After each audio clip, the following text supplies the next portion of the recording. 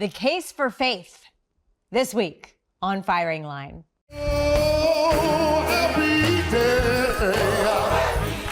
About 3/4 of Americans identify with a specific religious faith, the vast majority Christian. 50 years ago, that number was much higher, 93%. But there are signs that the decline in the number of Americans who practice religion may be leveling off. Every Sunday, getting to church, it's hard. It's not easy, right? Like just doing the basics of any kind of religious practice. People are only ultimately going to do that if they think that something real and deeply true is there, and happily enough, it is. New York Times columnist and author Ross Douthat, in his latest book, argues that organized religion is good for you and also good for society. We have a lot of people right now who aren't really happy with where the culture is. Turns out that a less religious society is not a calmer society. There isn't more trust in science, all of these things. A devout Catholic himself, Douthat's book is provocatively titled, Believe: Why Everyone Should Be Religious. He joins me to make his case. What does Ross Douthat say now? Firing Line with Margaret Hoover is made possible in part by Robert Granieri, Vanessa and Henry Cornell, the Fairweather Foundation, Peter and Mary Calico, Cliff and Laurel Asnes, the Meadowlark Foundation, the Beth and Ravenel Curry Foundation, and by the following. Corporate funding is provided by Stevens, Inc. Ross Douthat, welcome to Firing Line. Thanks so much for having me, Margaret. It's great to be here. You've written a new book. I have. Believe. Believe, yes. Why Everyone Should Be Religious. Everyone. Examining the empirical and philosophical arguments for the existence of God and the value of organized religion, but not just any organized religion, in particular, the old religions. The old one, the big ones. Who's the book for? The book, so I think we're in a weird religious moment right now, Margaret, where America's gone through this big period of secularization. Institutional religion has been in decline for a long time, but especially in the last 15 or 20 years. And we have a lot of people right now, especially young people, but not only young people, who have gone through this period, aren't really happy with where the culture is right now. Turns out that a less religious society is not a calmer society. There isn't more trust in science, all of these things. And so there's a kind of openness to religion. But that openness, for some people, comes with no knowledge whatsoever. Like literally people who have had no encounter with Sunday school or the Bible or, even like Christmas and Easter church going, who are literally coming to religion as sort of a foreign country that they're interested in visiting.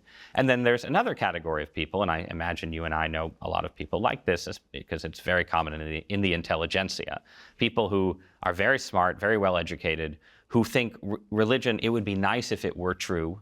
It would be good for society if more people went to church, but a reasonable person can't really believe fully in this modern world of ours, right? So the book is especially written for people in those two categories. People who are looking for an introduction. What is this religion thing anyway? Why would someone believe in God, and what might it mean for my life? And people who are attracted to religion but think that fundamentally they have to check their reason and belief in science and everything else at the door. And I'm saying, in fact, you do not. Your personal journey in religion was not, as you say, as a cradle Catholic, but also not as an adult convert. You were born into a Protestant family, Episcopalian.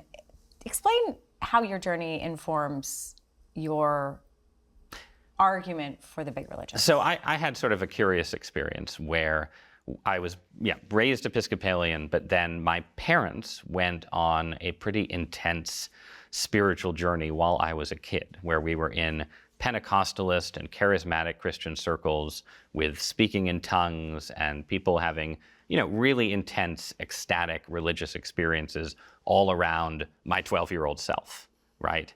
And then at the end of my adolescence, our journey carried us all the way to Roman Catholicism. So we sort of did a tour of most of American Christianity.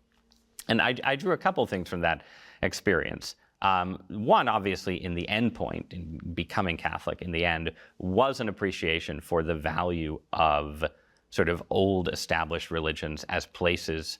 It's not that it's the only place where you can encounter God, but as a place to sort of spend your life, to actually practice a religion, to integrate it into your life.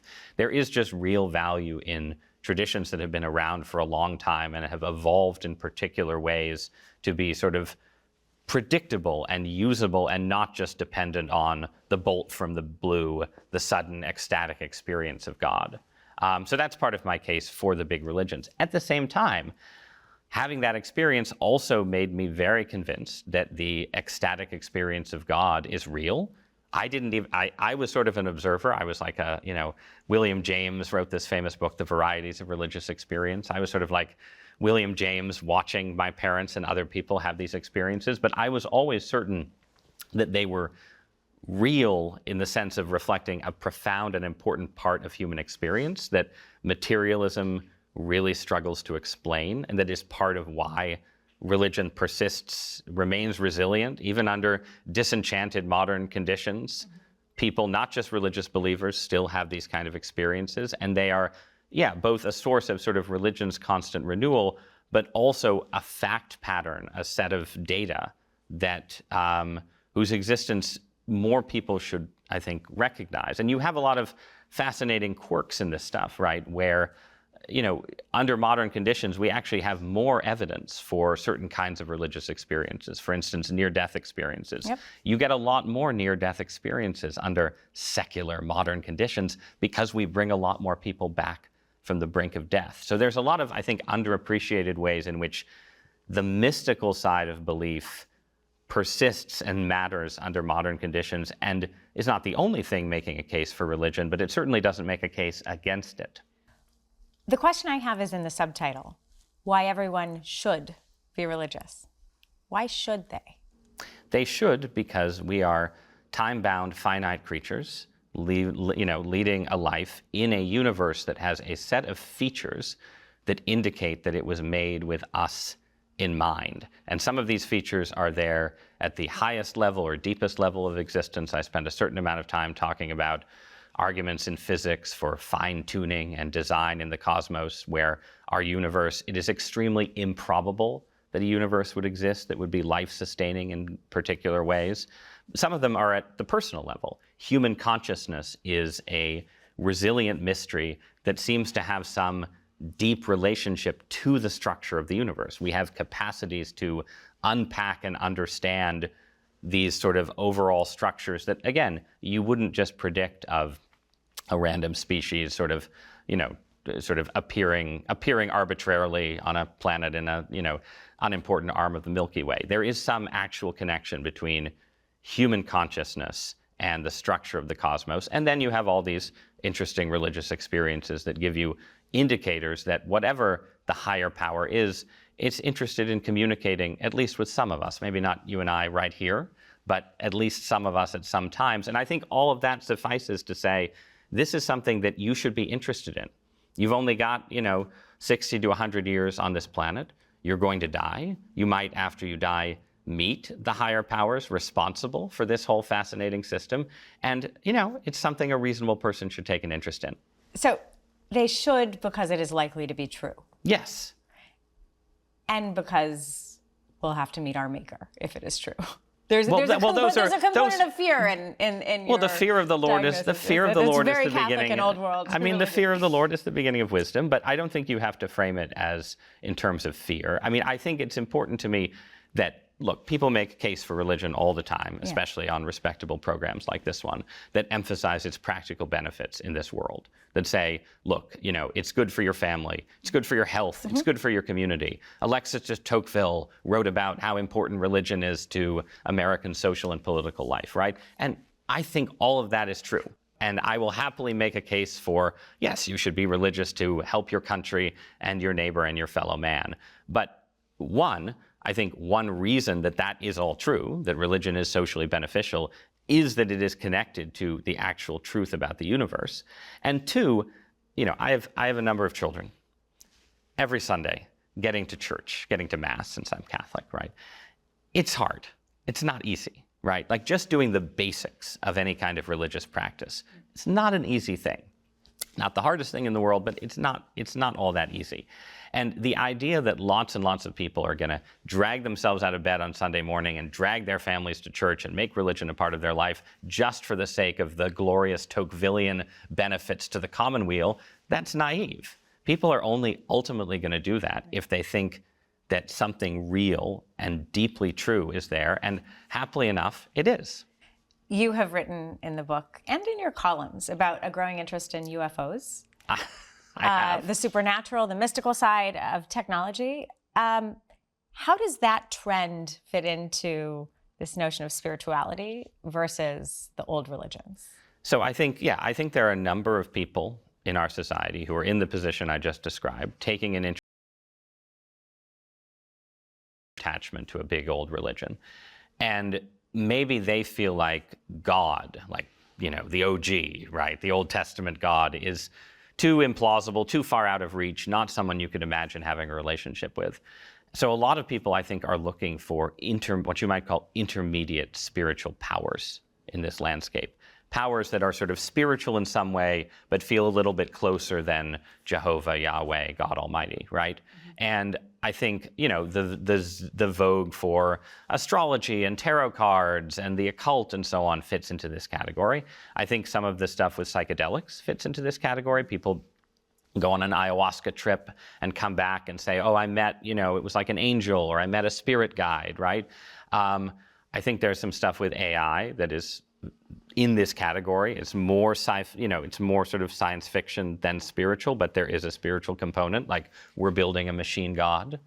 And then the UFOs, right? If you look at sort of the people who are really into UFOs right now, sort of UFO culture, it has an intense mystical component. It's not like just Spock and Worf are coming from Vulcan and Klingon to introduce us to the United Federation of Planets. It's more... That's the old world of UFOs. That's the old, right. It's more like beings from a higher dimension who we can communicate with telepathically are here, and maybe they're dangerous, but maybe they're here to give us wisdom, or maybe both. And I think that absolutely fits into a sense that people have of, I don't like being alone in the cosmos. Uh-huh. I want some help. I don't feel like I can ask the Christian God anymore, but I'm looking for someone to talk to. And it is not your view that stand-ins for the old religions or for sort of the rituals, the sort of loosely used term spirituality, is sufficient? No, I don't think it's sufficient. I think that it's insufficient in sort of obvious practical ways where, again, like the discipline of going to church every week, having certain prayers that you say, having certain, arguments that you can enter into that a traditional religion supplies. It's just really hard to find that in purely individualized religions, right? It's hard to imagine. It's like, can you become good at sports without ever joining a team, just playing in your backyard? Maybe, but it's probably not the right way to go. But then there's also issues of, honestly, safety and danger involved here, right? And you mentioned the fear of the Lord. As a Catholic, I do think that intermediate powers in this world exist. I do think that there are supernatural forces in the world other than the God of the Jewish and Christian Bible. And I think it's quite dangerous, in fact, for people to just sort of wander around constantly opening themselves to spiritual influence. And I think this is not just a Catholic position.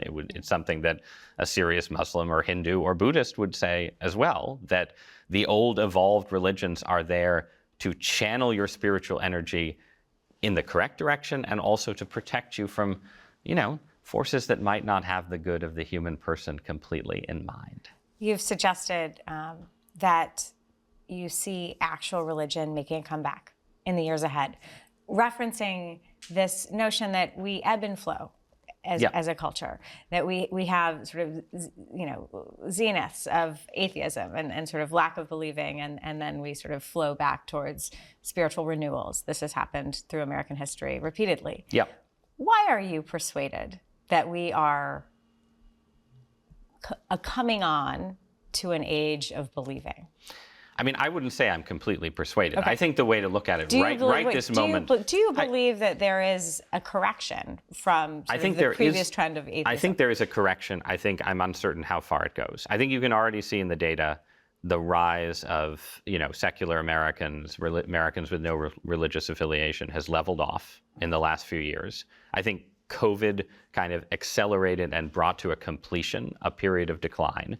And I think you can see in the culture a lot of forms of novel interest in religion. Again, some of them, the weirder stuff we were just talking about, and some of them more traditional forms of conversion. I don't know how far that goes, right? I think you can imagine a world where, there's sort of a correction, but it's not that sweeping. And then in 10 years, as the baby boomers pass away and more secular generations rise, the number of churchgoers starts declining again.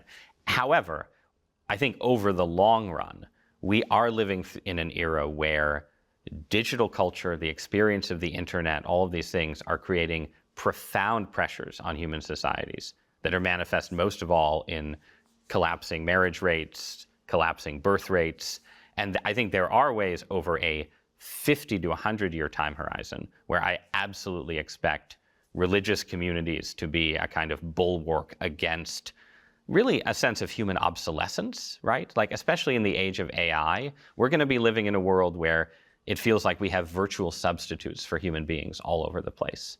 And I think it's really hard to imagine cultures getting through that and flourishing without some kind of religious attachment or connection. And then more specifically, 21st century is going to be great for the Amish, the Mennonites. I'm not kidding at all. Like, sort of particular intensive religious communities that are good at managing their relationship with technology, bet on them long term. You tackle several stumbling blocks to religion in your book. And one of them is that, if religion's such a good thing, why has it been harnessed for so much bad in many examples throughout human history? And so you say it's hard to imagine civilizations getting through these difficult times, but it's also, as we see looking back on history, very clear that religion has been harnessed to wreak great havoc on human civilization, wars, devastation, etc. Tackle this stumbling block that is one of the 3 stumbling blocks you identify to people becoming believers. Yeah, I mean, I think that it's a mistake to treat religion as some particular category of evil in human history. I think you see with religion the same thing you see with politics, with family, with business, with any particular area of human life. You see people using forms that are important to human flourishing for evil, right? Like, how much evil is concentrated in dysfunctional family relationships? How much evil is perpetuated by rulers who just want to conquer their neighbor, and so on, right? And I don't think religion isn't different from those categories. And because it isn't different, I don't think it makes sense to say, because people have used religion for evil, we should just give up on religion. It's like saying people have used politics for evil, and therefore we should all be anarchists and live separately from one another and have no common politics because of Napoleon and Hitler. And in fact, if you go back to the late 18th century and read sort of Enlightenment philosophers, or you read Thomas Paine or Voltaire or these kind of people, many of them were very confident that religion had this particular role to play in tyranny and war and so on, and that once society secularized, we wouldn't have wars anymore, right? We wouldn't have these, or at least, I'm exaggerating, but wouldn't have these kind of problems. And this is, 15 years before Napoleon, not a religious figure at all, comes on the scene and sweeps Europe up into 2 decades of war in the name of the French Revolution's principles. It's 100 years before the worst wars in human history get fought for secular nationalism and ideology and so on. So I think the record of the last 200 years suggests pretty strongly that there is no particular causal relationship between religion and human wickedness and folly. There's a causal relationship between being human and wickedness and folly that we all have to struggle against, especially the religious, but not only them. Malcolm Muggeridge was an English journalist and atheist who found God after World War II.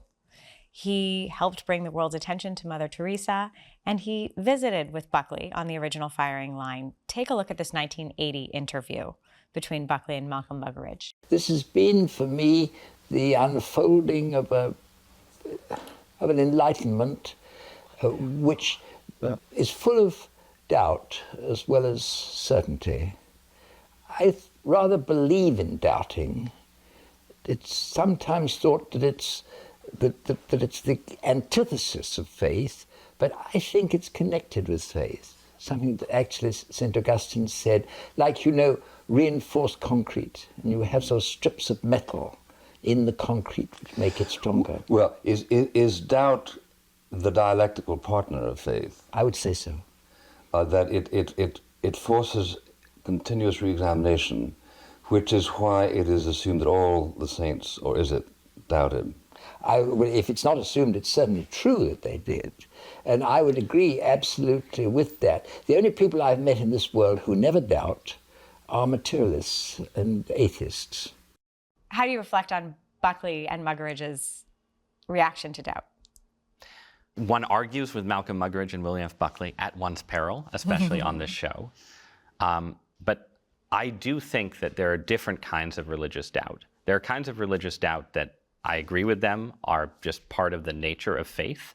And those have to do with who God is, what is God up to, why is there so much suffering in the world, right? Why are there, more religions rather than one religion, and so on. All of that kind of doubt absolutely is natural it's a natural part of belief. It is, in there in the concrete, as Muggeridge said. I don't think, though, that one should have really strong doubts that something important is going on in the universe. I think that the evidence and arguments, and readers of my book can read and disagree, but that the universe exists for a reason, and human beings were made for a reason, and we should be interested in finding that reason out. That initial impulse, I don't really have strong doubts about that. If you ask me, a particular aspect of Catholic doctrine, do I ever doubt it? Of course, absolutely. But do I think that, the world was made with us in mind? I don't really doubt that at all. And I think it should be possible to put a certain kind of foundation on human life where you don't fall into the most profound form of skepticism. You can become skeptical of institutions and particular beliefs, but you should have some kind of fundamental confidence that we're here for a reason. In 2021, you wrote about your struggles with chronic Lyme disease in the book Deep Places, A Memoir of Illness and Discovery. You noted that you and other Lyme patients' difficulty was with their doctors and the medical establishment in finding a diagnosis and then getting the right treatment. And I wonder if you can speak to how your experience shaped your understanding of the anti-establishment backlash against traditional medicine that has elevated figures like Robert F. Kennedy Jr. to be Health and Human Services Secretary in the new Trump administration. Yeah, I mean, it gave me definitely a much deeper understanding for why people embrace outsiders, skeptics of medical authority, and even cranks, right? I think until you have had a failed encounter with the medical system, until you sort of come up against a place where, there's a medical consensus and it just doesn't describe a set of experiences that people have, you can't fully understand why so many people would listen to an anti-vaccine activist, right? I think the problem with a lot of figures in the sort of anti-establishment alternative medicine world is that they have a particular experience where the medical consensus is wrong or fails them. And they generalize from that to the idea that the medical establishment must be wrong about everything.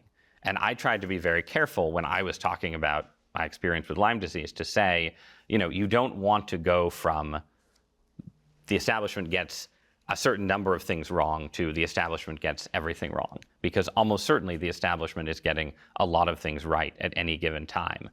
But it's really important to have a way, and I don't think we do this successfully as a culture, to strike a balance between not just writing off critiques of established wisdom, because quite often there is some core insight there, but also not turning those critiques into a reason to just throw out all vaccination or throw out, whatever sort of extreme but sometimes popular version of the anti-establishment position you take. Do you have confidence in RFK's ability to lead HHS? No, I mean, I think my concern about RFK is that he seems to have had maybe not as direct experience as I did, but a similar experience where you see a few cases where the establishment has gotten things wrong. Obviously, he thinks the establishment got things wrong about the assassination of his father.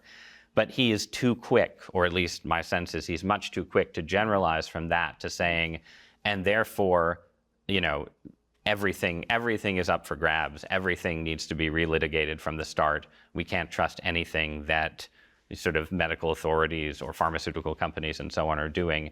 And the reality is, no, you have to have a balance, more open-mindedness than the establishment currently has, but not so much open-mindedness that you're sort of throwing out all expertise.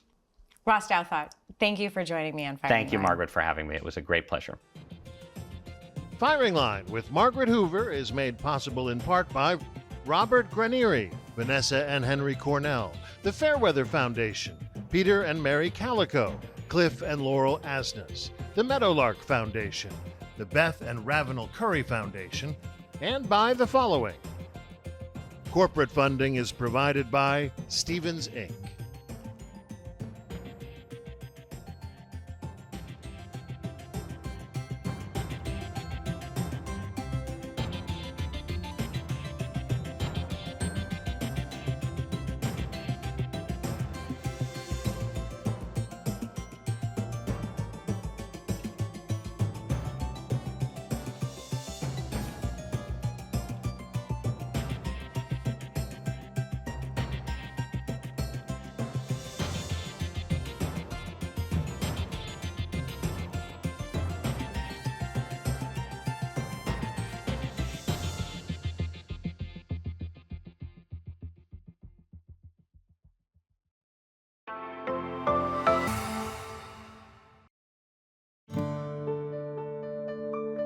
You're watching PBS.